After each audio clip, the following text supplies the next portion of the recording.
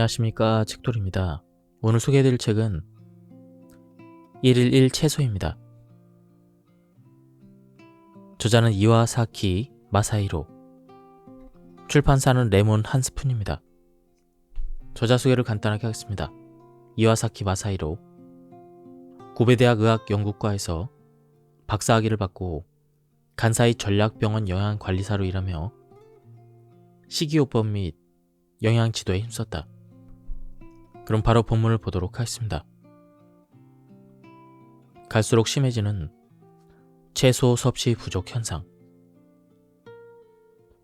지금 우리 사회는 집산 따돌림, 자살, 저출산, 고령화, 감염병의 범람, 경제 성장 정체 같은 다양한 현상들로 골치를 앓고 있습니다. 신문과 뉴스를 통해 빈번히 접하는 이런 현상들의 이면에는 꾸준히 미래를 좀먹는 심각한 문제가 자리 잡고 있습니다. 바로 채소 섭취의 부족입니다. 안타깝게도 채소 섭취 부족이라는 말을 듣고도 그 심각성을 깨닫는 사람은 매우 드뭅니다. 채소 섭취의 중요성은 누구나 알고 있지만 그 가치의 크기를 모르기 때문입니다. 그것이 제가 이 책을 쓰게 된 이유입니다. 몸에 이상을 느끼지만 원인을 알 수 없는 경우가 있습니다. 병원에 갈 정도는 아니고 가서 진료를 받더라도 딱히 질병이라 할 정도로 이상은 없습니다. 그런 상태로 생활을 계속합니다. 이런 컨디션 이상은 채소를 섭취하는 것으로 해결할 수가 있습니다. 반면 채소를 먹지 않기 때문에 원인을 알 수 없는 신체 이상이 나타나고 심지어 신체 기능의 손실로 이어져서 더 심각한 질병을 초래하는 것입니다. 건강한 몸과 마음을 획득하는 최선책은 무엇일까요? 이미 알겠지만 채소를 먹는 것입니다. 평소 건강을 위해서 먹는 음식이나 행동 방식을 바꿨다고 큰 변화를 기대하기는 어렵습니다. 대신 그동안 채소를 먹지 않았다면 채소를 먹어보세요. 그건 지금껏 하지 않았던 것이므로 당연히 효과를 얻기가 더 쉽습니다. 그리고 채소가 가져다주는 유익은 단순히 몸의 건강만이 아닙니다. 채소의 영양소는 몸의 기능, 장과 각 장기의 작용을 활발하게 할 뿐 아니라 마음의 건강에도 도움을 줍니다. 실제로 다음과 같은 것들을 체험할 수가 있습니다. 짜증과 스트레스가 줄어든다. 작은 일에도 쉽게 행복을 느낀다. 매일의 생활이 충실해진다. 내일이 희망적이라고 느낀다. 행동력이 좋아지고 그 질이 높아진다. 일의 결과가 놀랄 만큼 개선이 된다. 가족과 주변 사람을 행복하게 해준다. 정말 최고의 이익 아닌가요? 이런 사람에게 돈이 모이지 않을까요? 채소 투자는 부를 부르는 성격도 만듭니다. 즉, 채소의 섭취는 건강, 장래, 부, 모든 것에서 좋은 결과를 가져다 줍니다. 당연히 귀찮게 느낄 수가 있습니다. 뭘 먹어야 좋을지도 모르는 데다 조리할 시간도 필요하니까요. 귀찮기로 말하면 인생은 그 자체가 귀찮은 것 투성입니다. 일도 공부도 아침에 일어나는 것도 귀찮지 않나요? 생각해보세요. 우리는 그 귀찮음을 극복하고 매일 아침 일어나 일하고 공부하는 등 각자의 생활에 집중합니다. 어떻게 귀찮음을 극복하고 그런 행동을 할 수 있을까요? 그것은 습관이기 때문입니다. 해본 적이 없는 것은 뭐든 귀찮게 느껴지는 법입니다. 하지만 막상 행동하면 머리가 행동을 기억합니다. 한번 행동한 기억은 다음에는 조금 덜 귀찮게 실행할 수가 있습니다. 무엇보다 채소를 먹는 것은 누구에게도 피해를 주지 않고 혼자서도 여유롭게 할 수 있는 행동입니다. 게다가 정말 처음이라면 컵라면에 숙주를 넣는 것처럼 간단한 단계부터 시작해도 됩니다. 그래도 될까요? 물론입니다. 처음부터 제대로 하려면 쉽게 지칩니다. 우선은 할 수 있는 것부터 시작해서 차츰 본격적으로 단계를 높여보세요. 이것은 뭔가를 습득할 때 통용되는 숙달에 이르는 진리입니다. 채소를 먹는 것은 인생의 대부분을 차지하는 귀찮음 가운데 극복하기 쉬운 부류에 속합니다. 그리고 또 하나, 귀찮게 여기는 것을 행동으로 옮겼을 때 자신감의 씨앗이 생깁니다. 그렇게 채소를 꾸준히 섭취해서 자신감이 싹 트면 다른 귀찮은 일들도 도전하는 마음가짐이 생기고 즐거움을 발견할 수가 있습니다. 채소를 먹으면 건강해질 수가 있습니다. 또 채소 섭취는 인생을 긍정적으로 사는 기회를 제공합니다. 제철 채소에는 어떤 이점이 있을까요? 무엇보다 가격이 저렴합니다. 가령 토마토의 경우 일본 자료에서 보면 어느 해 10월 첫째 주 토마토 가격이 1kg에 8,300원인데 제철인 8월에는 1kg에 5,270원까지 떨어집니다.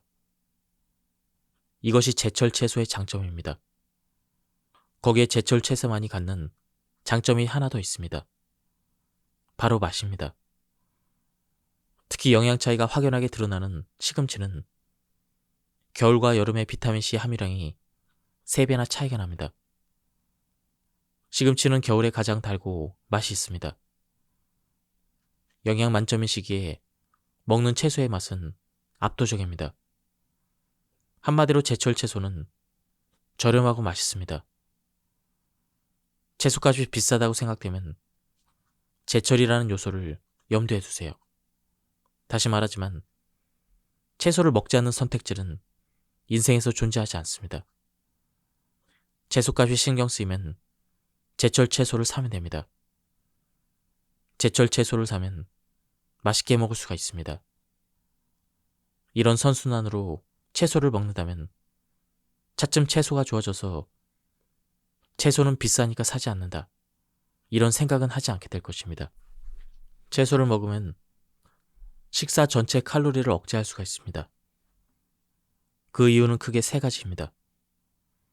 식사에서 채소 비율이 늘어나면 1. 식사 전체의 칼로리를 억제할 수가 있습니다. 2. 체지방을 축적하는 호르몬이 감소해서 쉽게 살이 찌지 않습니다. 3. 장내 환경을 조절해서 불필요한 물질을 몸에 축적하지 않습니다. 논리적으로는 위와 같지만 채소 섭취로 날씬해지는 것에는 더 큰 의미가 있습니다. 무리한 식사 제한이나 운동을 통한 체중 감량이 일반적인 다이어트 방법인데 이런 다이어트의 문제는 식사 제한입니다. 절식이나 과도한 소식은 몸에 해롭습니다. 이것은 살을 빼는 것이 아니라 몸에 부담을 주어 신체를 쇠약하게 합니다. 그에 비해서 채소 섭취로 날씬해지는 것은 몸에서 불필요한 물질을 제거해 본래의 모습을 되찾는 다이어트범입니다. 몸의 부담은커녕 컨디션이 좋아져서 건강하게 체중을 줄일 수가 있습니다. 이런 식의 다이어트는 날씬해지면 하고 싶었던 평소의 희망을 이룰 수 있게 해줍니다. 바라면 이루어지는 선순환입니다. 식사 때 채소를 먼저 먹으면 쉽게 살이 찌지 않는다는 말을 들어본 적이 있을 텐데 이 말은 사실입니다. 탄수화물부터 먹으면 혈당치가 급 상승합니다. 그러면 체내의 인슐린이 과하게 분비가 됩니다. 인슐린은 각 장기에 당을 보내면서 고혈당이 되지 않게 지방 세포에도 당을 넣으라고 명령하기 때문에 탄수화물부터 먹으면 지방을 늘리는 원인이 됩니다. 반면에 채소부터 섭취해서 서서히 혈당을 올리면 인슐린의 분비량도 억제할 수 있어 쉽게 살이 찌지 않습니다. 식사 때 채소부터 먹는 것은 체중 관리를 위한 가장 좋은 방법입니다. 이것만으로도 채소를 먹어야 하는 이유는 충분합니다. 날씬해지고 싶으면 채소를 섭취하세요.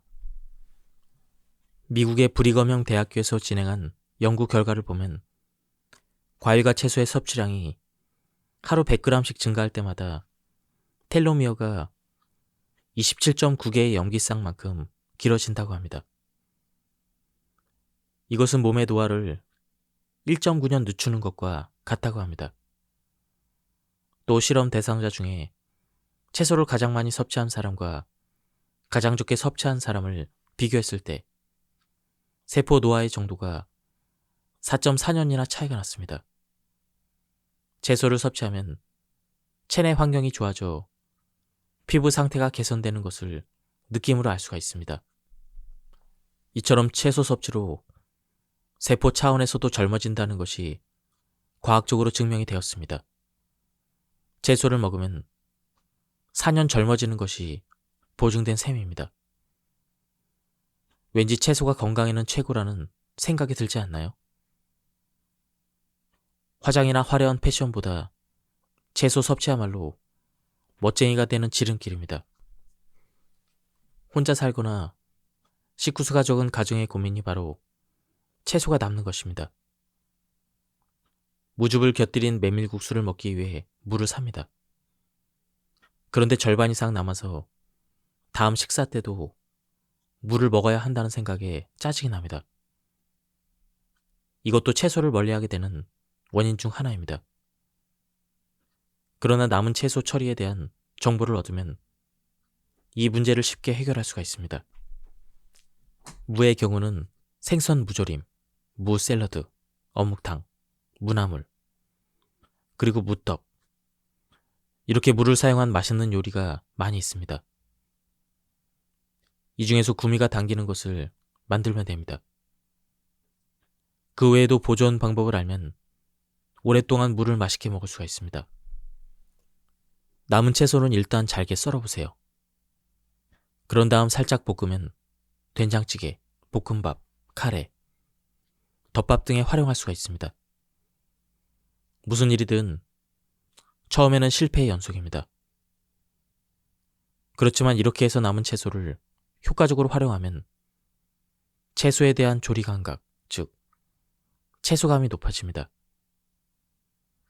행동으로 옮겨 발전하는 것이 중요합니다. 처음에는 남아도 잘게 썰면 된다라는 생각으로 과감하게 채소를 구입하고 채소에 대해서 능동적으로 배우세요.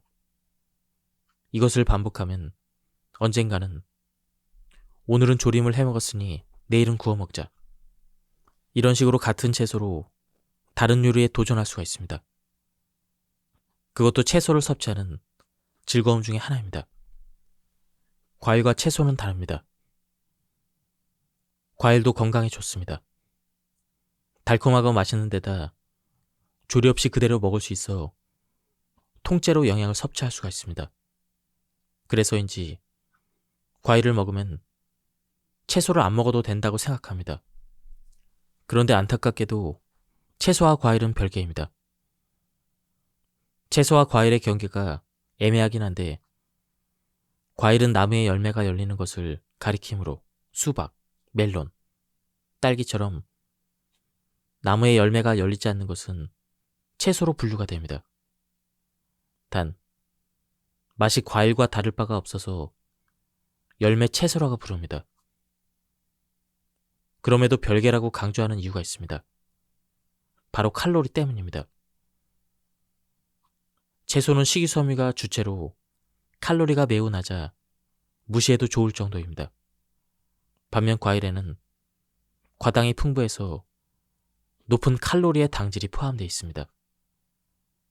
따라서 과식하지 않도록 주의할 필요가 있습니다. 물론 과일도 최고의 식재료입니다.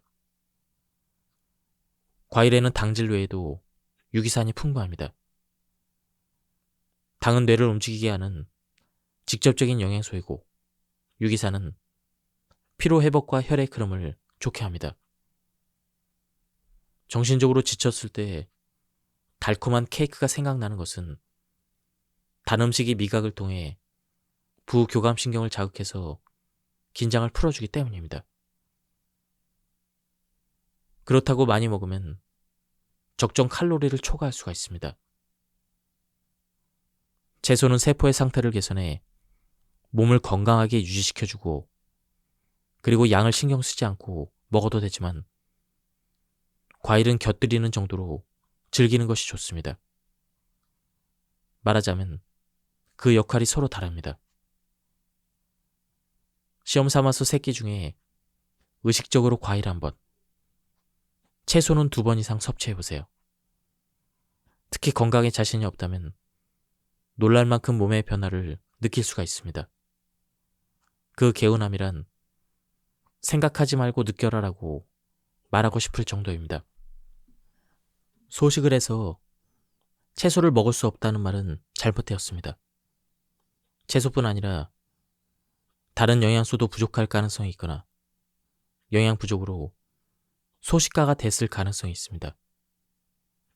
이 질문에 대해서만큼은 진지하게 영양학적으로 따져봐야 합니다.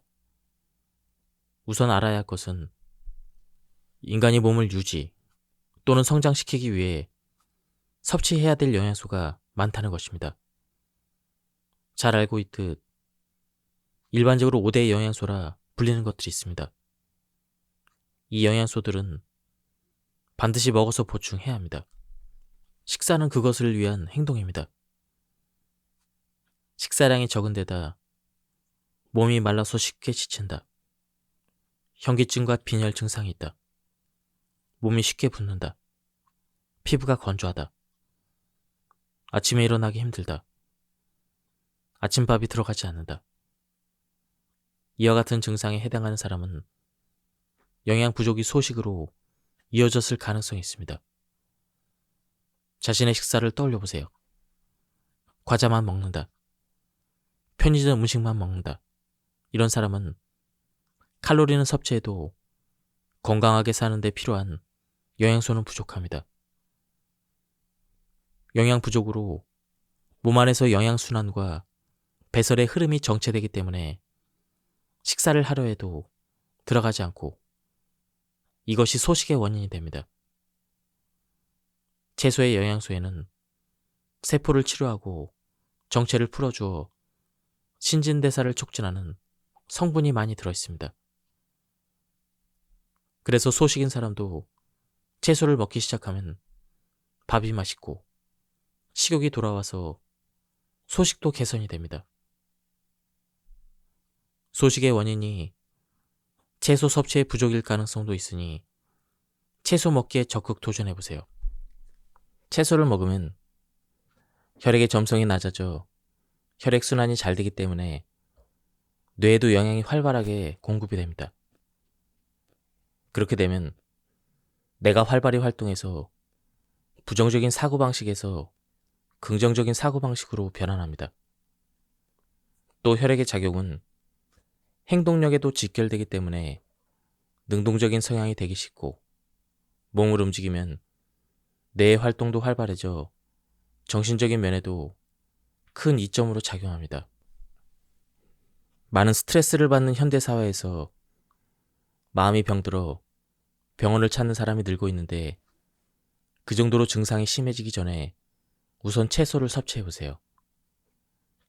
억눌렀던 마음이 확실히 회복됩니다. 채소와 마음의 관련성에 대한 학술 자료도 있습니다.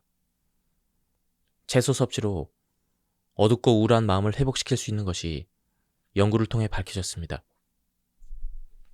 채소 섭취가 개인에게만 좋은 것은 아닙니다. 여러분이 채소를 먹기 시작해서 얻는 여러 가지 이점은 주위 사람도 행복하게 합니다. 그리고 여러분을 통해 행복을 느낀 사람들도 그 영향으로 차츰 채소를 섭취합니다. 그리고 그들 역시 주위에 행복을 전파하는 사람이 되면 채소를 섭취하는 분위기가 확산이 됩니다.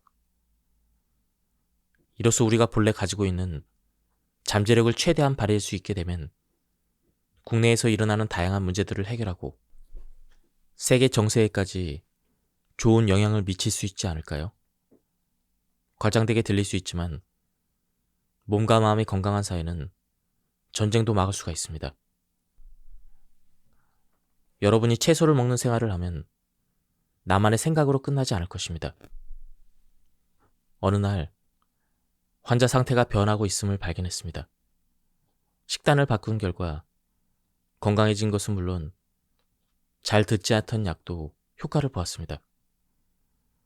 원래 약이란 세포의 특정 단백질의 합성을 억제시키거나 세포가 만드는 유해한 단백질을 무효화시키는 등 기본적으로 세포 차원에서 효과를 발휘합니다. 이것은 식단을 바꾸는 것, 특히 채소를 섭취하게 하는 것으로 몸이 세포 차원에서 건강해질 수 있다는 것입니다. 원래 채소를 좋아했지만 그 일을 계기로 완전히 채소에 빠지게 되었습니다. 채소는 아직 밝혀지지 않은 미지의 영역을 가지고 있습니다. 가령 우엉은 알츠하이머병을 예방하는 효과가 있다는 연구 결과가 있는데 우엉의 어떤 성분이 효과를 발휘하는지에 대해서는 아직 몇 가지 성분만이 발견되었습니다. 현재로서는 정확히 알 수 없는 미지의 성분이 있습니다. 이 미지의 영역이 바로 채소의 매력입니다. 약 같은 인공 물질의 구조는 이미 과학적으로 해명이 되었습니다. 그러나 채소는 알려진 영양소와 미지의 영양소가 상승 효과를 일으켜 의학을 뛰어넘는 힘을 발휘합니다. 오히려 채소의 성분이 의학을 발전시킵니다. 사람은 병에 걸려야 비로소 치료를 받을 수가 있습니다. 그러나 채소는 그 병을 예방할 수가 있습니다. 채소마다 보관 방법이 다르면 왠지 귀찮을 것 같은데 사서 그대로 냉장고에 넣어두면 되지 않을까요? 그날 사용할 만큼만 산다면 먹기 전까지 냉장고에 넣어두면 됩니다. 8도에서 10도 정도로 냉장 보관된 경우는 영양분의 손실을 막을 수가 있습니다. 신선한 채소를 구입하자마자 냉장고에 보관했다가 그날 먹는 것이 영양소를 효율적으로 섭취하는 가장 좋은 방법입니다. 애써 채소를 사왔는데 신선도를 유지하지 못하면 본전도 못 찾는 셈이잖아요. 신선도가 떨어지면 세균도 점점 증식하죠. 같이 넣어둔 채소까지 세균이 번식해버립니다. 오래된 채소는 식중독의 원인이 되기도 합니다. 건강해지려고 채소 투자를 시작했는데 채소 때문에 병이 나면 그것이야말로 본말 전도라고 할 수가 있습니다. 무조건 냉장고에 보관한다고 좋은 것은 아닙니다. 흙이 묻은 우엉과 양파 등은 냉장 보관보다는 신문지에 싸서 서늘하고 어두운 곳에 두는 것이 좋습니다. 손수 해먹는 채소가 어렵다면 가루 채소를 활용하자. 저는 시행착오 끝에 채소를 가루로 만든 식품을 개발했습니다. 시간적으로 도저히 채소를 섭취할 여유가 없는 사람도 있습니다. 그런 사람에게는 가루 채소가 채소 투자의 보조제로서 효과적입니다. 가루 채소에는 채소의 종류별로 캡슐과 가루 두 가지 형태가 있습니다. 휴대하기 간편해서 사무실에 두거나 채소 섭취가 부족할 수 있는 여행지에도 챙겨갈 수가 있습니다. 또한 가루 채소는 색도 다양합니다. 평소 식탁에 색이 부족하다 싶으면 부족한 색의 가루 채소를 더하는 것으로 색 부족 문제를 해결할 수가 있습니다. 채소를 먹는 생활, 즉 채소 투자를 시작할 때 가장 어려운 문제가 바로 사람에 따라 노력의 폭이 다르다는 것입니다. 처음부터 채소를 좋아하는 사람은 아무 문제 없이 채소 투자를 시작할 수가 있습니다. 또한 일상적으로 채소를 먹는데 양이 부족한 사람도 큰 어려움은 없습니다. 그러나 지금까지 채소를 먹지 않았던 사람은 어쩔 수 없이 어려움을 느끼므로 투자의 노력이 필요합니다. 탄수화물과 지방을 과잉 섭취하는 사람은 채소 투자를 시작해도 만족감을 얻지 못하기 때문에 채소 섭취 외에도 추가로 평소 식사를 하는 형태가 되어버립니다. 그래서 처음에는 공복감을 견디는 노력이 필요합니다. 단, 몸은 천천히 채소에 익숙해집니다. 참고로 60화 남성이 채소 투자를 시작한 경우 대략 2주가 지나면 채소 중심의 식사를 해도 공복을 느끼지 않습니다. 그러나 이때 방심해서 고기 중심의 생활로 돌아가면 고기 맛에 굴복하고 제자리로 돌아와 버립니다. 그럼 어떻게 해야 고기 맛에 굴복하지 않고 채소 투자를 지속할 수 있을까요? 바로 맛으로 승부하는 것입니다. 최근 들어 직접 발품을 팔면 맛있는 채소를 만날 기회가 많아졌습니다. 1개월 혹은 42일 동안 눈을 딱 감고 채소에 투자해보세요. 항상 맛있는 채소를 추구하는 집중 투자에 온 힘을 기울여보세요. 고기 맛에 길들여진 사람이라면 첫 1개월은 가격을 신경 쓰지 않고 아무튼 맛있는 채소를 사먹는 데 돈을 쓰기를 바랍니다. 그렇게 해서 자신도 놀랄 정도의 맛을 느끼고 또 먹고 싶다는 생각이 들면 고기와 단 음식의 생활로 돌아가지 않고 채소 투자를 지속할 수 있는 힘이 될 것입니다. 피토케미컬은 향기의 성분이기도 하고 색이나 떫은 맛이기도 하고 매운맛 또는 끈적거리는 성분이기도 합니다. 그러나 어떤 종류의 피토케미컬이든 공통의 특징이 있습니다. 바로 최강의 항산화 작용을 한다는 것입니다. 활성산소라는 말을 들어봤을 것입니다. 인간의 몸은 각 기관과 세포를 정상으로 유지하기 위해 호흡을 하고 그때 받아들인 산소가 몸 안의 여러 물질과 결합하는 것으로 신진대사를 촉진하거나 면역력을 유지합니다.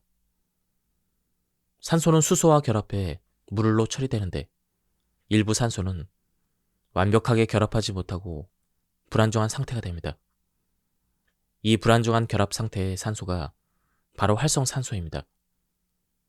활성산소는 악당 취급을 받는데 사실 소량이라면 몸에 좋은 영향을 줍니다. 면역 체계를 강화하는 역할을 하거나 세포의 신진대사에 기여하는 등 몸을 건강하게 유지하는 데 이용됩니다. 문제는 그것이 지나치게 증가했을 때입니다. 활성산소는 안정된 상태가 되도록 여러 물질과 결합하는데 그 수가 많으면 생명활동에 필요한 물질과도 결합해서 가벼운 경우 피부 세포가 상처를 입어 검버섯이나 주름이 증가하는 등 외견상의 노화가 일어납니다. 심한 경우는 암에 걸리기 쉽고 심근경색, 뇌경색, 파킨슨병, 알츠하이머병, 당뇨병, 면역질환 등 나열하는 것만으로도 두려운 질병을 일으킵니다. 채소를 골고루 섭취한 다음날 개운함과 가뿐함을 느꼈다면 그건 아마도 아직 발견되지 않은 피토케미컬이 작용했을 가능성이 있습니다. 그렇기 때문에 이 책에서 소개한 영양소만 섭취하려 들지 말고 아무튼 다양한 채소에 도전해야 합니다. 혈압 관련 질병이 걱정된다면 라이코펜을 섭취해야 합니다. 토마토의 붉은색, 그 정체가 라이코펜입니다. 피토케미컬 중에서도 특히 항산화 작용이 강한 라이코펜은 같은 항산화 효과를 갖는 베타캐로틴의 약 2배, 비타민 E의 100배 이상입니다. 라이코펜은 깨, 아몬드와 조합하면 항산화 효과가 더욱 강해집니다. 또한 기름에 녹기 쉬운 성질이 있어 기름과 함께 먹으면 몸에 흡수되는 비율이 높아집니다. 올리브 오일과 토마토를 곁들인 카프리자라는 음식은 이상적인 요리를 할 수가 있습니다. 또 가열하면 세포벽이 파괴돼 라이코펜이 녹아나오기 쉽기 때문에 토마토를 수프나 스튜로 만들어 먹는 것도 효과적입니다. 유럽 속담에 토마토가 빨갛게 익으면 의사 얼굴이 파래진다라는 말이 있을 만큼 토마토는 건강에 좋은 채소인데 숙성 정도에 따라 라이코펜의 함유량이 크게 다릅니다. 완숙 토마토는 덜 익은 토마토에 비해 라이코펜이 10배 정도로 많이 들어있다는 보고가 있습니다. 라이코펜의 항산화 작용에는 혈액을 맑게 하는 효과가 있어 고혈압이 신경 쓰이거나 혈액 검사 결과에서 주의가 필요하다는 결과가 나왔다면 토마토를 섭취하길 권합니다. 라이코펜 다음으로 유명한 피토케미컬은 베타캐로틴입니다. 베타캐로틴의 특성 중 하나는 필요에 따라 체내에서 비타민 A로 변환된다는 것입니다. 여기서 필요에 따라라는 것이 매우 중요한데 비타민 A는 체내에 축적되기 쉬워서 많이 섭취하면 몸에 악영향을 미칠 수가 있습니다. 그러나 베타캐로틴의 경우는 필요한 양만 비타민 A로 변환되고 나머지는 변환되지 않은 상태로 배설되는 것이 장점입니다. 참고로 비타민 A는 눈과 피부 점막을 건강하게 유지시켜줍니다. 또 어두운 곳에서 물체를 보는 시각 적응에 필요한 물질이기도 해서 어두운 곳에서 물체가 잘 보이지 않는 사람은 비타민 A 부족일 가능성이 있습니다. 또한 베타카로틴에는 한 가지 더 중요한 특징이 있습니다. 바로 면역력을 향상시킨다는 것입니다. 추운 날씨에 오랜 시간 외부의 몸을 노출하는 바이러스가 침입하기 쉬운 환경에 있어야 한다면 베타캐로틴을 꼭 섭취해보세요. 최근 들어 감기에 자주 걸리거나 감기에 걸려 쉽게 낫지 않는다면 베타캐로틴이 풍부한 당근을 섭취하길 권합니다. 베타캐로틴은 단일 성분만 섭취했을 때와 채소를 통해 섭취했을 때 그 효과에 큰 차이가 납니다. 무서운 얘기지만 영양제로 단일 섭취만 했을 경우 폐암에 걸릴 위험이 높아진다는 연구 결과도 있습니다. 반대로 채소를 통해 섭취한 경우는 하루 섭취량이 100g씩 증가할 때마다 폐암에 걸릴 위험이 줄어든다는 연구 자료도 있으니 채소로 섭취할 것을 권장합니다. 다음에 소개해드릴 피토케미컬은 베타크립토잔틴입니다. 색소는 노랑, 효능은 골밀도의 강화입니다. 대표적으로 귤과 고추, 파프리카에 많이 들어있습니다. 다음에 소개해드릴 피토케미컬은 콜레스테롤 수치를 낮춰주는 캡산틴입니다. 색소는 빨강, 대표 효능은 콜레스테롤 수치 개선, 대표 채소로는 붉은 피망, 붉은 고추, 파프리카입니다. 캡사이신 아니야? 이렇게 생각한 사람도 있을 텐데 캡사이신과 캡산틴은 다른 것입니다. 붉은 피망이나 고추의 붉은색의 정체가 바로 캡산틴입니다. 캡사이신은 마찬가지로 고추 등에 들어있는 매운맛의 성분입니다. 캡산틴의 매력은 라이코펜과 마찬가지로 강력한 항산화 작용에 있습니다. 항산화력이 베타캐로틴의 약 1.5배로 매우 우수합니다. 캡산틴이 많이 들어있는 대표적인 채소가 바로 붉은 피망인데 이 붉은 피망이 피망의 완전한 모습이란 사실을 알고 있나요? 일반적으로 팔리는 초록색 피망은 성장 중인 과정에서 출하된 한마디로 덜 자란 피망입니다. 붉은 피망은 초록색 피망을 약 7주 동안 숙성시킨 것으로 캡산틴의 양이 증가할 뿐 아니라 비타민C의 함유량도 높아집니다.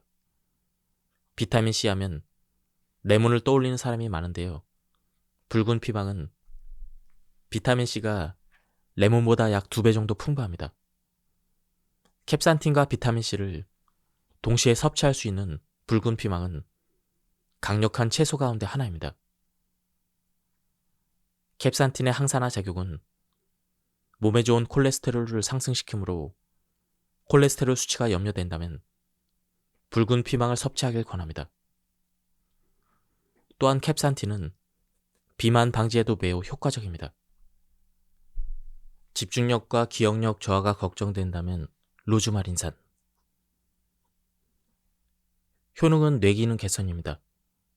대표 채소로는 로즈마리, 깻잎 등이 있습니다. 먼저 이 영양소는 약 65년 전 로즈마리에서 처음 발견되었기 때문에 로즈마린산이라는 이름이 붙여졌습니다. 로즈마린산은 뇌에서 발생하는 도파민의 양을 늘리고 이 도파민의 분해와 감소를 일으키는 아세틸콜린 분해 효소에 영향이 쉽게 미치지 못하게 하는 작용을 합니다. 따라서 노화로 인한 기억력, 집중력, 주의력 저하 및 의욕 상실 같은 뇌기능 개선에 도움을 주는 영양소입니다.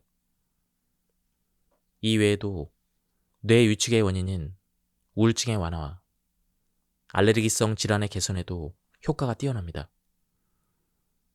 또한 로즈마린산은 천연 방부제라 불릴 만큼 항균 작용과 항바이러스 작용도 있습니다. 소엽으로 장아찌를 담그는 것은 이런 효과를 노린 것입니다. 최근 기억력이 떨어졌거나 집중력과 주의력의 이상이 느껴진다면 의식적으로 로즈마린산을 섭취해보세요. 양파는 혈액을 맑게 한다는 말을 들어봤을 것입니다. 그 정체가 바로 퀘르세틴입니다. 퀘르세틴은 비타민 B의 일종으로 비타민 유사 작용 물질이며 주로 비타민 C의 작용을 돕는 성분입니다. 퀘르세틴의 가장 큰 매력은 혈액순환의 개선입니다. 몸의 구석구석에 산소를 운반하는 혈액 속의 적혈구는 혈관의 상태가 정상이라면 자유롭게 변형하는 가는 모세혈관 속을 막힘없이 흐릅니다. 그러나 활성산소에 의해서 혈관의 가장 안쪽에 혈관 내피가 손상되면 세포 사이로 나쁜 콜레스테롤이 쌓여서 동맥경화를 일으키고 혈관의 유연성이 떨어집니다. 그 결과 혈액이 제대로 흐르지 못합니다. 퀘르세틴은 활성산소로 인한 혈관 내피의 손상을 막아 혈관과 혈액의 건강에 도움을 줍니다. 이 효과는 양파 진액에 포함된 성분과 동시에 섭취하면 더욱 높아집니다. 그 외에도 퀘르세틴에는 항염증 작용도 있습니다. 나이가 들수록 충격받기 쉬운 무릎과 허리의 관절통 증상 개선에도 효과적입니다. 혈액순환을 개선하고 싶거나 무릎과 허리가 아픈 사람들은 퀘르세틴의 도움을 받을 수가 있습니다. 설포라파는 브로콜리를 비롯해 주로 십자화과 채소에 들어있는 매운맛 성분입니다. 설포라판의 가장 큰 매력은 강력한 항산화 작용입니다. 피토케미컬 중에서도 특히 뛰어납니다. 동맥경화에 의한 심근경색과 뇌경색을 예방하고 혈당치의 상승을 억제해서 당뇨병을 예방하거나 개선하며 피부 재생을 돕는 피부 미용 효과가 있습니다. 또한 비만 예방과 간 기능 향상, 위암의 원인이 되는 헬리코박터 감염 예방까지 효과를 발휘합니다. 설포라판 자체는 열에 강한 영양소이지만 생성에 필요한 효소인 미로시나아제는 열에 약하기 때문에 가열 조리하면 설포라판의 섭취량이 줄어들 수가 있습니다. 또한 설포라판은 수용성이라서 물에 데치거나 삶을 경우 그 물을 함께 섭취하지 않으면 영양소를 흡수할 수 없으므로 주의가 필요합니다. 또한 설포라판은 우울증에 효과가 있다는 연구 결과가 있습니다. 그뿐 아니라 조현병의 정신 기능을 개선합니다. 그리고 자폐증 증상 개선에도 영향을 준다는 연구 자료가 있습니다. 지금까지 이 책에 대한 리뷰를 모두 마쳤습니다. 제가 발췌 요약해서 설명드렸기 때문에 맥락이 많이 끊겼습니다. 한번 책을 구해서 읽어보실 것을 추천드립니다. 여기서 리뷰를 마치도록 하겠습니다. 감사합니다. 안녕하십니까, 책돌입니다. 오늘 소개해드릴 책은 1일 1 채소입니다. 저자는 이와사키 마사히로, 출판사는 레몬 한 스푼입니다. 저자 소개를 간단하게 하겠습니다. 이와사키 마사히로, 고베대학 의학연구과에서 박사학위를 받고 간사이 전략병원 영양관리사로 일하며 식이요법 및 영양지도에 힘썼다. 그럼 바로 본문을 보도록 하겠습니다. 갈수록 심해지는 채소 섭취 부족 현상.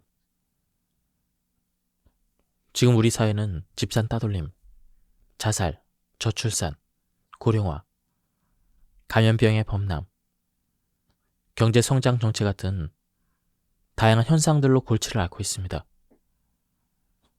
신문과 뉴스를 통해 빈번히 접하는 이런 현상들의 이면에는 꾸준히 미래를 좀먹는 심각한 문제가 자리 잡고 있습니다. 바로 채소 섭취의 부족입니다. 안타깝게도 채소 섭취 부족이라는 말을 듣고도 그 심각성을 깨닫는 사람은 매우 드뭅니다. 채소 섭취의 중요성은 누구나 알고 있지만 그 가치의 크기를 모르기 때문입니다. 그것이 제가 이 책을 쓰게 된 이유입니다. 몸에 이상을 느끼지만 원인을 알 수 없는 경우가 있습니다. 병원에 갈 정도는 아니고 가서 진료를 받더라도 딱히 질병이라 할 정도로 이상은 없습니다. 그런 상태로 생활을 계속합니다. 이런 컨디션 이상은 채소를 섭취하는 것으로 해결할 수가 있습니다. 반면 채소를 먹지 않기 때문에 원인을 알 수 없는 신체 이상이 나타나고 심지어 신체 기능의 손실로 이어져서 더 심각한 질병을 초래하는 것입니다. 건강한 몸과 마음을 획득하는 최선책은 무엇일까요? 이미 알겠지만 채소를 먹는 것입니다. 평소 건강을 위해서 먹는 음식이나 행동 방식을 바꿨다고 큰 변화를 기대하기는 어렵습니다. 대신 그동안 채소를 먹지 않았다면 채소를 먹어보세요. 그건 지금껏 하지 않았던 것이므로 당연히 효과를 얻기가 더 쉽습니다. 그리고 채소가 가져다주는 유익은 단순히 몸의 건강만이 아닙니다. 채소의 영양소는 몸의 기능, 장과 각 장기의 작용을 활발하게 할 뿐 아니라 마음의 건강에도 도움을 줍니다. 실제로 다음과 같은 것들을 체험할 수가 있습니다. 짜증과 스트레스가 줄어든다. 작은 일에도 쉽게 행복을 느낀다. 매일의 생활이 충실해진다. 내일이 희망적이라고 느낀다. 행동력이 좋아지고 그 질이 높아진다. 일의 결과가 놀랄 만큼 개선이 된다. 가족과 주변 사람을 행복하게 해준다. 정말 최고의 이익 아닌가요? 이런 사람에게 돈이 모이지 않을까요? 채소 투자는 부를 부르는 성격도 만듭니다. 즉, 채소의 섭취는 건강, 장래, 부, 모든 것에서 좋은 결과를 가져다 줍니다. 당연히 귀찮게 느낄 수가 있습니다. 뭘 먹어야 좋을지도 모르는 데다 조리할 시간도 필요하니까요. 귀찮기로 말하면 인생은 그 자체가 귀찮은 것 투성입니다. 일도 공부도 아침에 일어나는 것도 귀찮지 않나요? 생각해보세요. 우리는 그 귀찮음을 극복하고 매일 아침 일어나 일하고 공부하는 등 각자의 생활에 집중합니다. 어떻게 귀찮음을 극복하고 그런 행동을 할 수 있을까요? 그것은 습관이기 때문입니다. 해본 적이 없는 것은 모든 귀찮게 느껴지는 법입니다. 하지만 막상 행동하면 머리가 행동을 기억합니다. 한번 행동한 기억은 다음에는 조금 덜 귀찮게 실행할 수가 있습니다. 무엇보다 채소를 먹는 것은 누구에게도 피해를 주지 않고 혼자서도 여유롭게 할 수 있는 행동입니다. 게다가 정말 처음이라면 컵라면에 숙주를 넣는 것처럼 간단한 단계부터 시작해도 됩니다. 그래도 될까요? 물론입니다. 처음부터 제대로 하려면 쉽게 지칩니다.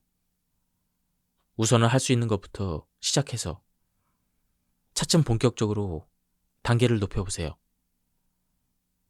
이것은 뭔가를 습득할 때 통용되는 숙달에 이르는 진리입니다. 채소를 먹는 것은 인생의 대부분을 차지하는 귀찮음 가운데 극복하기 쉬운 부류에 속합니다. 그리고 또 하나, 귀찮게 여기는 것을 행동으로 옮겼을 때 자신감의 씨앗이 생깁니다. 그렇게 채소를 꾸준히 섭취해서 자신감이 싹 트면 다른 귀찮은 일들도 도전하는 마음가짐이 생기고 즐거움을 발견할 수가 있습니다. 채소를 먹으면 건강해질 수가 있습니다. 또 채소 섭취는 인생을 긍정적으로 사는 기회를 제공합니다. 제철 채소에는 어떤 이점이 있을까요? 무엇보다 가격이 저렴합니다. 가령 토마토의 경우 일본 자료에서 보면 어느 해 10월 첫째 주 토마토 가격이 1kg에 8,300원인데 제철인 8월에는 1kg에 5,270원까지 떨어집니다. 이것이 제철 채소의 장점입니다. 거기에 제철 채소만이 갖는 장점이 하나 더 있습니다. 바로 맛입니다. 특히 영양 차이가 확연하게 드러나는 시금치는 겨울과 여름의 비타민C 함유량이 3배나 차이가 납니다. 시금치는 겨울에 가장 달고 맛이 있습니다. 영양 만점인 시기에 먹는 채소의 맛은 압도적입니다. 한마디로 제철 채소는 저렴하고 맛있습니다. 채소값이 비싸다고 생각되면 제철이라는 요소를 염두에 두세요. 다시 말하지만 채소를 먹지 않는 선택지는 인생에서 존재하지 않습니다. 채소값이 신경 쓰이면 제철 채소를 사면 됩니다. 제철 채소를 사면 맛있게 먹을 수가 있습니다. 이런 선순환으로 채소를 먹는다면 차츰 채소가 좋아져서 채소는 비싸니까 사지 않는다. 이런 생각은 하지 않게 될 것입니다. 채소를 먹으면 식사 전체 칼로리를 억제할 수가 있습니다. 그 이유는 크게 3가지입니다. 식사에서 채소 비율이 늘어나면 1. 식사 전체의 칼로리를 억제할 수가 있습니다. 2. 체지방을 축적하는 호르몬이 감소해서 쉽게 살이 찌지 않습니다. 3. 장내 환경을 조절해서 불필요한 물질을 몸에 축적하지 않습니다. 논리적으로는 위와 같지만 채소 섭취로 날씬해지는 것에는 더 큰 의미가 있습니다. 무리한 식사 제한이나 운동을 통한 체중 감량이 일반적인 다이어트 방법인데 이런 다이어트의 문제는 식사 제한입니다. 절식이나 과도한 소식은 몸에 해롭습니다. 이것은 살을 빼는 것이 아니라 몸에 부담을 주어 신체를 쇠약하게 합니다. 그에 비해서 채소 섭취로 날씬해지는 것은 몸에서 불필요한 물질을 제거해 본래의 모습을 되찾는 다이어트법입니다. 몸의 부담은커녕 컨디션이 좋아져서 건강하게 체중을 줄일 수가 있습니다. 이런 식의 다이어트는 날씬해지면 하고 싶었던 평소의 희망을 이룰 수 있게 해줍니다. 바라면 이루어지는 선순환입니다. 식사 때 채소를 먼저 먹으면 쉽게 살이 찌지 않는다는 말을 들어본 적이 있을 텐데 이 말은 사실입니다. 탄수화물부터 먹으면 혈당치가 급 상승합니다. 그러면 체내의 인슐린이 과하게 분비가 됩니다. 인슐린은 각 장기에 당을 보내면서 고혈당이 되지 않게 지방 세포에도 당을 넣으라고 명령하기 때문에 탄수화물부터 먹으면 지방을 늘리는 원인이 됩니다. 반면에 채소부터 섭취해서 서서히 혈당을 올리면 인슐린의 분비량도 억제할 수 있어 쉽게 살이 찌지 않습니다. 식사 때 채소부터 먹는 것은 체중 관리를 위한 가장 좋은 방법입니다. 이것만으로도 채소를 먹어야 하는 이유는 충분합니다. 날씬해지고 싶으면 채소를 섭취하세요. 미국의 브리검형 대학교에서 진행한 연구 결과를 보면 과일과 채소의 섭취량이 하루 100g씩 증가할 때마다 텔로미어가 27.9개의 염기쌍만큼 길어진다고 합니다. 이것은 몸의 노화를 1.9년 늦추는 것과 같다고 합니다. 또 실험 대상자 중에 채소를 가장 많이 섭취한 사람과 가장 적게 섭취한 사람을 비교했을 때 세포 노화의 정도가 4.4년이나 차이가 났습니다.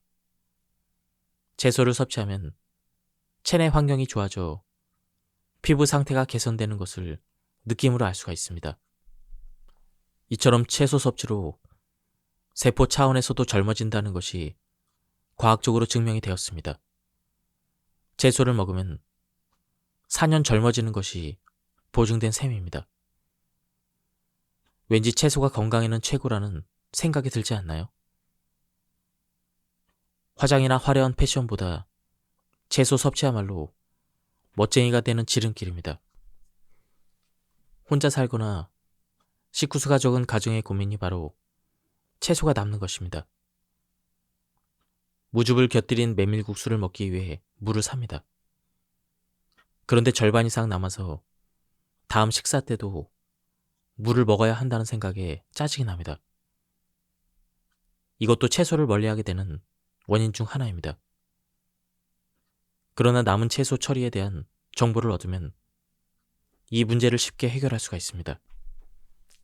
무의 경우는 생선 무조림, 무 샐러드, 어묵탕, 무나물, 그리고 무떡, 이렇게 무를 사용한 맛있는 요리가 많이 있습니다. 이 중에서 구미가 당기는 것을 만들면 됩니다. 그 외에도 보존 방법을 알면 오랫동안 무를 맛있게 먹을 수가 있습니다. 남은 채소는 일단 잘게 썰어보세요. 그런 다음 살짝 볶으면 된장찌개, 볶음밥, 카레, 덮밥 등에 활용할 수가 있습니다. 무슨 일이든 처음에는 실패의 연속입니다. 그렇지만 이렇게 해서 남은 채소를 효과적으로 활용하면 채소에 대한 조리 감각, 즉 채소감이 높아집니다. 행동으로 옮겨 발전하는 것이 중요합니다. 처음에는 남아도 잘게 썰면 된다라는 생각으로 과감하게 채소를 구입하고 채소에 대해서 능동적으로 배우세요. 이것을 반복하면 언젠가는 오늘은 조림을 해먹었으니 내일은 구워 먹자. 이런 식으로 같은 채소로 다른 요리에 도전할 수가 있습니다. 그것도 채소를 섭취하는 즐거움 중에 하나입니다. 과일과 채소는 다릅니다. 과일도 건강에 좋습니다. 달콤하고 맛있는 데다 조리 없이 그대로 먹을 수 있어 통째로 영양을 섭취할 수가 있습니다. 그래서인지 과일을 먹으면 채소를 안 먹어도 된다고 생각합니다. 그런데 안타깝게도 채소와 과일은 별개입니다. 채소와 과일의 경계가 애매하긴 한데 과일은 나무에 열매가 열리는 것을 가리키므로 수박, 멜론, 딸기처럼 나무에 열매가 열리지 않는 것은 채소로 분류가 됩니다. 단 맛이 과일과 다를 바가 없어서 열매 채소라고 부릅니다. 그럼에도 별개라고 강조하는 이유가 있습니다. 바로 칼로리 때문입니다. 채소는 식이섬유가 주체로 칼로리가 매우 낮아 무시해도 좋을 정도입니다. 반면 과일에는 과당이 풍부해서 높은 칼로리의 당질이 포함되어 있습니다. 따라서 과식하지 않도록 주의할 필요가 있습니다. 물론 과일도 최고의 식재료입니다. 과일에는 당질 외에도 유기산이 풍부합니다. 당은 뇌를 움직이게 하는 직접적인 영양소이고 유기산은 피로회복과 혈액 흐름을 좋게 합니다. 정신적으로 지쳤을 때 달콤한 케이크가 생각나는 것은 단 음식이 미각을 통해 부교감신경을 자극해서 긴장을 풀어주기 때문입니다. 그렇다고 많이 먹으면 적정 칼로리를 초과할 수가 있습니다. 채소는 세포의 상태를 개선해 몸을 건강하게 유지시켜주고 그리고 양을 신경 쓰지 않고 먹어도 되지만 과일은 곁들이는 정도로 즐기는 것이 좋습니다. 말하자면 그 역할이 서로 다릅니다.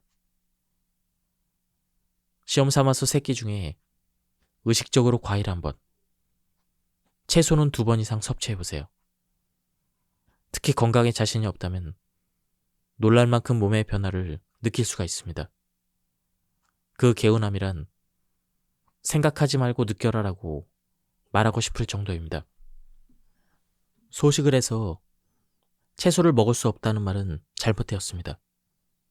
채소뿐 아니라 다른 영양소도 부족할 가능성이 있거나 영양 부족으로 소식가가 됐을 가능성이 있습니다. 이 질문에 대해서만큼은 진지하게 영양학적으로 따져봐야 합니다. 우선 알아야 할 것은 인간이 몸을 유지 또는 성장시키기 위해 섭취해야 될 영양소가 많다는 것입니다. 잘 알고 있듯 일반적으로 5대 영양소라 불리는 것들이 있습니다. 이 영양소들은 반드시 먹어서 보충해야 합니다. 식사는 그것을 위한 행동입니다. 식사량이 적은 데다 몸이 말라서 쉽게 지친다. 현기증과 빈혈 증상이 있다. 몸이 쉽게 붓는다. 피부가 건조하다.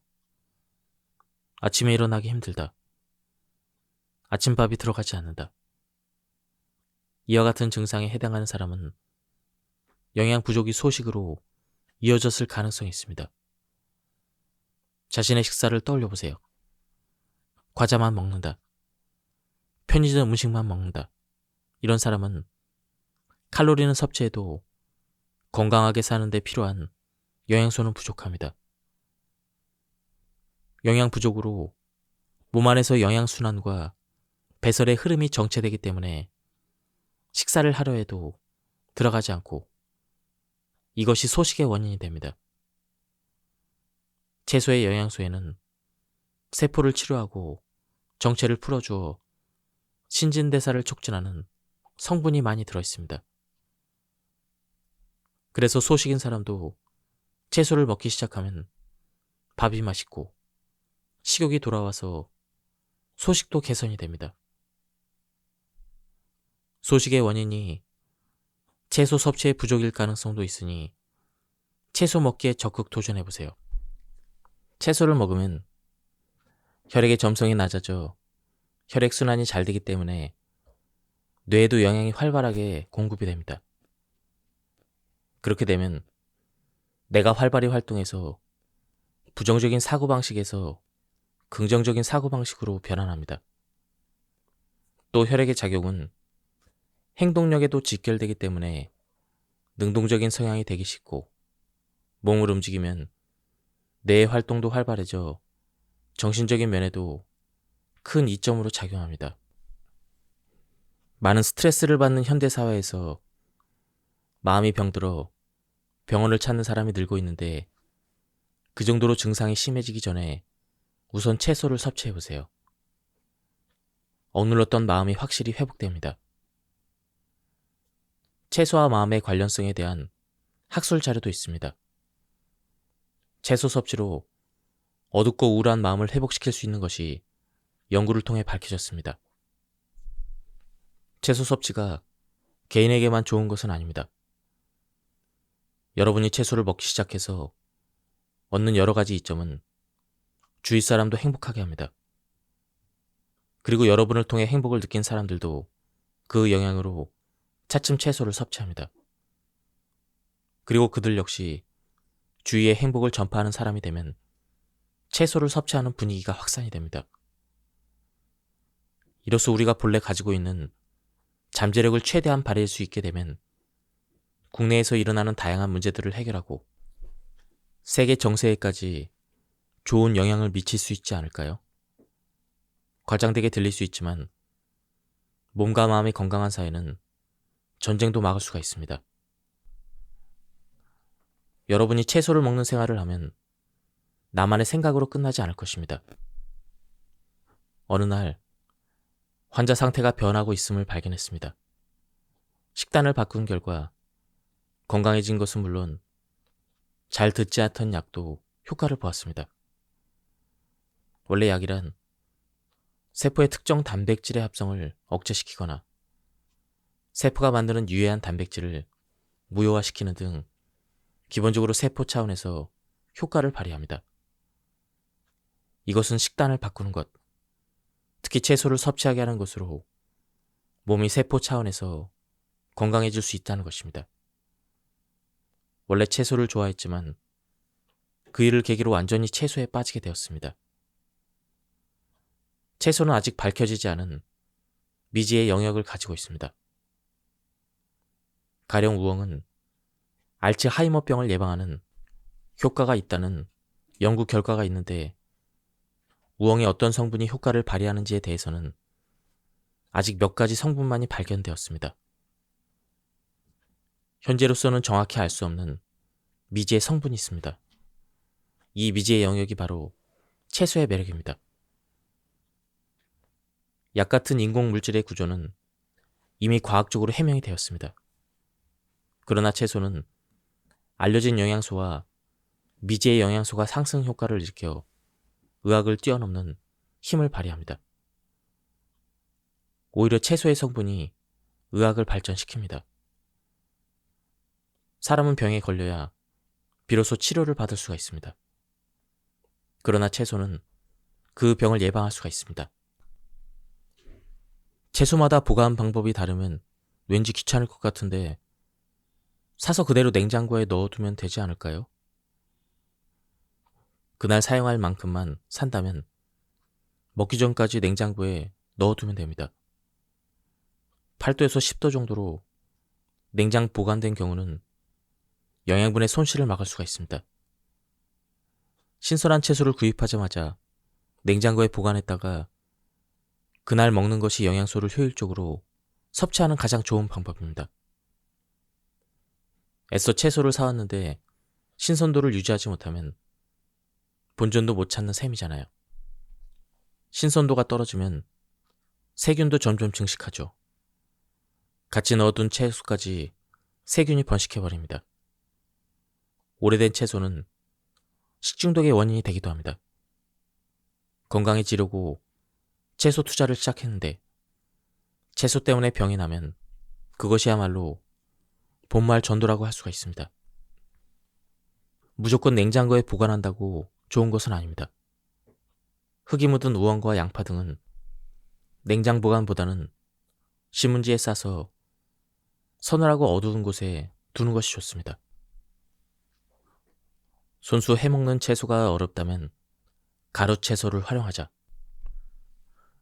저는 시행착오 끝에 채소를 가루로 만든 식품을 개발했습니다. 시간적으로 도저히 채소를 섭취할 여유가 없는 사람도 있습니다. 그런 사람에게는 가루 채소가 채소 투자의 보조제로서 효과적입니다. 가루 채소에는 채소의 종류별로 캡슐과 가루 두 가지 형태가 있습니다. 휴대하기 간편해서 사무실에 두거나 채소 섭취가 부족할 수 있는 여행지에도 챙겨갈 수가 있습니다. 또한 가루 채소는 색도 다양합니다. 평소 식탁에 색이 부족하다 싶으면 부족한 색의 가루 채소를 더하는 것으로 색 부족 문제를 해결할 수가 있습니다. 채소를 먹는 생활, 즉 채소 투자를 시작할 때 가장 어려운 문제가 바로 사람에 따라 노력의 폭이 다르다는 것입니다. 처음부터 채소를 좋아하는 사람은 아무 문제 없이 채소 투자를 시작할 수가 있습니다. 또한 일상적으로 채소를 먹는데 양이 부족한 사람도 큰 어려움은 없습니다. 그러나 지금까지 채소를 먹지 않았던 사람은 어쩔 수 없이 어려움을 느끼므로 투자의 노력이 필요합니다. 탄수화물과 지방을 과잉 섭취하는 사람은 채소 투자를 시작해도 만족감을 얻지 못하기 때문에 채소 섭취 외에도 추가로 평소 식사를 하는 형태가 되어버립니다. 그래서 처음에는 공복감을 견디는 노력이 필요합니다. 단, 몸은 천천히 채소에 익숙해집니다. 참고로 60화 남성이 채소 투자를 시작한 경우 대략 2주가 지나면 채소 중심의 식사를 해도 공복을 느끼지 않습니다. 그러나 이때 방심해서 고기 중심의 생활로 돌아가면 고기 맛에 굴복하고 제자리로 돌아와 버립니다. 그럼 어떻게 해야 고기 맛에 굴복하지 않고 채소 투자를 지속할 수 있을까요? 바로 맛으로 승부하는 것입니다. 최근 들어 직접 발품을 팔면 맛있는 채소를 만날 기회가 많아졌습니다. 1개월 혹은 42일 동안 눈을 딱 감고 채소에 투자해보세요. 항상 맛있는 채소를 추구하는 집중 투자에 온 힘을 기울여보세요. 고기 맛에 길들여진 사람이라면 첫 1개월은 가격을 신경 쓰지 않고 아무튼 맛있는 채소를 사먹는 데 돈을 쓰기를 바랍니다. 그렇게 해서 자신도 놀랄 정도의 맛을 느끼고 또 먹고 싶다는 생각이 들면 고기와 단 음식의 생활로 돌아가지 않고 채소 투자를 지속할 수 있는 힘이 될 것입니다. 피토케미컬은 향기의 성분이기도 하고 색이나 떫은 맛이기도 하고 매운맛 또는 끈적거리는 성분이기도 합니다. 그러나 어떤 종류의 피토케미컬이든 공통의 특징이 있습니다. 바로 최강의 항산화 작용을 한다는 것입니다. 활성산소라는 말을 들어봤을 것입니다. 인간의 몸은 각 기관과 세포를 정상으로 유지하기 위해 호흡을 하고 그때 받아들인 산소가 몸 안의 여러 물질과 결합하는 것으로 신진대사를 촉진하거나 면역력을 유지합니다. 산소는 수소와 결합해 물로 처리되는데 일부 산소는 완벽하게 결합하지 못하고 불안정한 상태가 됩니다. 이 불안정한 결합 상태의 산소가 바로 활성산소입니다. 활성산소는 악당 취급을 받는데 사실 소량이라면 몸에 좋은 영향을 줍니다. 면역 체계를 강화하는 역할을 하거나 세포의 신진대사에 기여하는 등 몸을 건강하게 유지하는 데 이용됩니다. 문제는 그것이 지나치게 증가했을 때입니다. 활성산소는 안정된 상태가 되도록 여러 물질과 결합하는데 그 수가 많으면 생명활동에 필요한 물질과도 결합해서 가벼운 경우 피부 세포가 상처를 입어 검버섯이나 주름이 증가하는 등 외견상의 노화가 일어납니다. 심한 경우는 암에 걸리기 쉽고 심근경색, 뇌경색, 파킨슨병, 알츠하이머병, 당뇨병, 면역질환 등 나열하는 것만으로도 두려운 질병을 일으킵니다. 채소를 골고루 섭취한 다음날 개운함과 가뿐함을 느꼈다면 그건 아마도 아직 발견되지 않은 피토케미컬이 작용했을 가능성이 있습니다. 그렇기 때문에 이 책에서 소개한 영양소만 섭취하려 들지 말고 아무튼 다양한 채소에 도전해야 합니다. 혈압 관련 질병이 걱정된다면 라이코펜을 섭취해야 합니다. 토마토의 붉은색, 그 정체가 라이코펜입니다. 피토케미컬 중에서도 특히 항산화 작용이 강한 라이코펜은 같은 항산화 효과를 갖는 베타캐로틴의 약 2배, 비타민 E의 100배 이상입니다. 라이코펜은 깨, 아몬드와 조합하면 항산화 효과가 더욱 강해집니다. 또한 기름에 녹기 쉬운 성질이 있어 기름과 함께 먹으면 몸에 흡수되는 비율이 높아집니다. 올리브 오일과 토마토를 곁들인 카프리자라는 음식은 이상적인 요리를 할 수가 있습니다. 또 가열하면 세포벽이 파괴돼 라이코펜이 녹아나오기 쉽기 때문에 토마토를 수프나 스튜로 만들어 먹는 것도 효과적입니다. 유럽 속담에 토마토가 빨갛게 익으면 의사 얼굴이 파래진다라는 말이 있을 만큼 토마토는 건강에 좋은 채소인데 숙성 정도에 따라 라이코펜의 함유량이 크게 다릅니다. 완숙 토마토는 덜 익은 토마토에 비해 라이코펜이 10배 정도로 많이 들어있다는 보고가 있습니다. 라이코펜의 항산화 작용에는 혈액을 맑게 하는 효과가 있어 고혈압이 신경 쓰이거나 혈액 검사 결과에서 주의가 필요하다는 결과가 나왔다면 토마토를 섭취하길 권합니다. 라이코펜 다음으로 유명한 피토케미컬은 베타캐로틴입니다. 베타캐로틴의 특성 중 하나는 필요에 따라 체내에서 비타민 A로 변환된다는 것입니다. 여기서 필요에 따라라는 것이 매우 중요한데 비타민 A는 체내에 축적되기 쉬워서 많이 섭취하면 몸에 악영향을 미칠 수가 있습니다. 그러나 베타캐로틴의 경우는 필요한 양만 비타민 A로 변환되고 나머지는 변환되지 않은 상태로 배설되는 것이 장점입니다.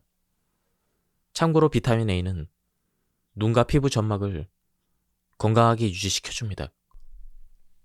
또 어두운 곳에서 물체를 보는 시각 적응에 필요한 물질이기도 해서 어두운 곳에서 물체가 잘 보이지 않는 사람은 비타민 A 부족일 가능성이 있습니다.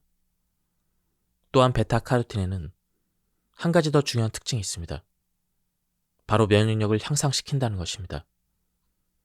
추운 날씨에 오랜 시간 외부의 몸을 노출하는 바이러스가 침입하기 쉬운 환경에 있어야 한다면 베타캐로틴을 꼭 섭취해보세요. 최근 들어 감기에 자주 걸리거나 감기에 걸려서 쉽게 낫지 않는다면 베타캐로틴이 풍부한 당근을 섭취하길 권합니다. 베타캐로틴은 단일 성분만 섭취했을 때와 채소를 통해 섭취했을 때 그 효과에 큰 차이가 납니다. 무서운 얘기지만 영양제로 단일 섭취만 했을 경우 폐암에 걸릴 위험이 높아진다는 연구 결과도 있습니다. 반대로 채소를 통해 섭취한 경우는 하루 섭취량이 100g씩 증가할 때마다 폐암에 걸릴 위험이 줄어든다는 연구 자료도 있으니 채소로 섭취할 것을 권장합니다. 다음에 소개해드릴 피토케미컬은 베타크립토잔틴입니다. 색소는 노랑, 효능은 골밀도의 강화입니다. 대표적으로 귤과 고추, 파프리카에 많이 들어있습니다. 다음에 소개해드릴 피토케미컬은 콜레스테롤 수치를 낮춰주는 캡산틴입니다. 색소는 빨강, 대표 효능은 콜레스테롤 수치 개선, 대표 채소로는 붉은 피망, 붉은 고추, 파프리카입니다. 캡사이신 아니야? 이렇게 생각한 사람도 있을 텐데 캡사이신과 캡산틴은 다른 것입니다. 붉은 피망이나 고추의 붉은색의 정체가 바로 캡산틴입니다. 캡사이신은 마찬가지로 고추 등에 들어있는 매운맛의 성분입니다. 캡산틴의 매력은 라이코펜과 마찬가지로 강력한 항산화 작용에 있습니다. 항산화력이 베타캐로틴의 약 1.5배로 매우 우수합니다. 캡산틴이 많이 들어있는 대표적인 채소가 바로 붉은 피망인데 이 붉은 피망이 피망의 완전한 모습이란 사실을 알고 있나요? 일반적으로 팔리는 초록색 피망은 성장 중인 과정에서 출하된 한마디로 덜 자란 피망입니다. 붉은 피망은 초록색 피망을 약 7주 동안 숙성시킨 것으로 캡산틴의 양이 증가할 뿐 아니라 비타민C의 함유량도 높아집니다. 비타민C 하면 레몬을 떠올리는 사람이 많은데요. 붉은 피망은 비타민C가 레몬보다 약 2배 정도 풍부합니다. 캡산틴과 비타민C를 동시에 섭취할 수 있는 붉은 피망은 강력한 채소 가운데 하나입니다. 캡산틴의 항산화 작용은 몸에 좋은 콜레스테롤을 상승시키므로 콜레스테롤 수치가 염려된다면 붉은 피망을 섭취하길 권합니다. 또한 캡산틴은 비만 방지에도 매우 효과적입니다. 집중력과 기억력 저하가 걱정된다면 로즈마린산. 효능은 뇌기능 개선입니다. 대표 채소로는 로즈마리, 깻잎 등이 있습니다. 먼저 이 영양소는 약 65년 전 로즈마리에서 처음 발견되었기 때문에 로즈마린산이라는 이름이 붙여졌습니다. 로즈마린산은 뇌에서 발생하는 도파민의 양을 늘리고 이 도파민의 분해와 감소를 일으키는 아세틸콜린 분해 효소에 영향이 쉽게 미치지 못하게 하는 작용을 합니다. 따라서 노화로 인한 기억력, 집중력, 주의력 저하 및 의욕 상실 같은 뇌기능 개선에 도움을 주는 영양소입니다. 이 외에도 뇌 위축의 원인인 우울증의 완화와 알레르기성 질환의 개선에도 효과가 뛰어납니다. 또한 로즈마린산은 천연 방부제라 불릴 만큼 항균 작용과 항바이러스 작용도 있습니다. 소엽으로 장아찌를 담그는 것은 이런 효과를 노린 것입니다. 최근 기억력이 떨어졌거나 집중력과 주의력의 이상이 느껴진다면 의식적으로 로즈마린산을 섭취해보세요. 양파는 혈액을 맑게 한다는 말을 들어봤을 것입니다. 그 정체가 바로 퀘르세틴입니다. 퀘르세틴은 비타민 B의 일종으로 비타민 유사 작용 물질이며 주로 비타민 C의 작용을 돕는 성분입니다. 퀘르세틴의 가장 큰 매력은 혈액순환의 개선입니다. 몸의 구석구석에 산소를 운반하는 혈액 속의 적혈구는 혈관의 상태가 정상이라면 자유롭게 변형하는 가는 모세혈관 속을 막힘없이 흐릅니다. 그러나 활성산소에 의해서 혈관의 가장 안쪽에 혈관 내피가 손상되면 세포 사이로 나쁜 콜레스테롤이 쌓여서 동맥경화를 일으키고 혈관의 유연성이 떨어집니다. 그 결과 혈액이 제대로 흐르지 못합니다. 퀘르세틴은 활성산소로 인한 혈관 내피의 손상을 막아 혈관과 혈액의 건강에 도움을 줍니다. 이 효과는 양파 진액에 포함된 성분과 동시에 섭취하면 더욱 높아집니다. 그 외에도 퀘르세틴에는 항염증 작용도 있습니다.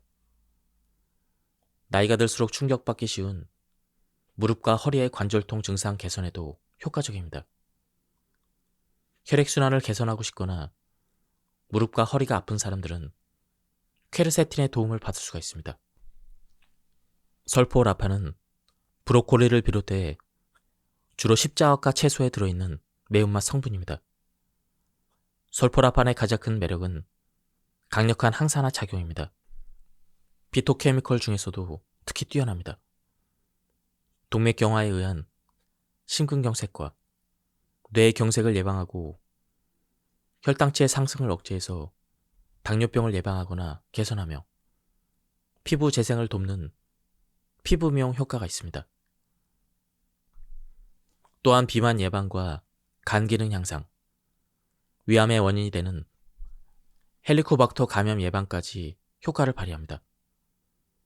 설포라판 자체는 열에 강한 영양소이지만 생성에 필요한 효소인 미로시나아제는 열에 약하기 때문에 가열 조리하면 설포라판의 섭취량이 줄어들 수가 있습니다.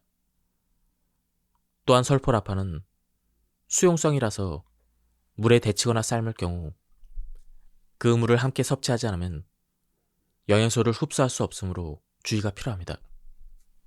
또한 설포라판은 우울증에 효과가 있다는 연구 결과가 있습니다.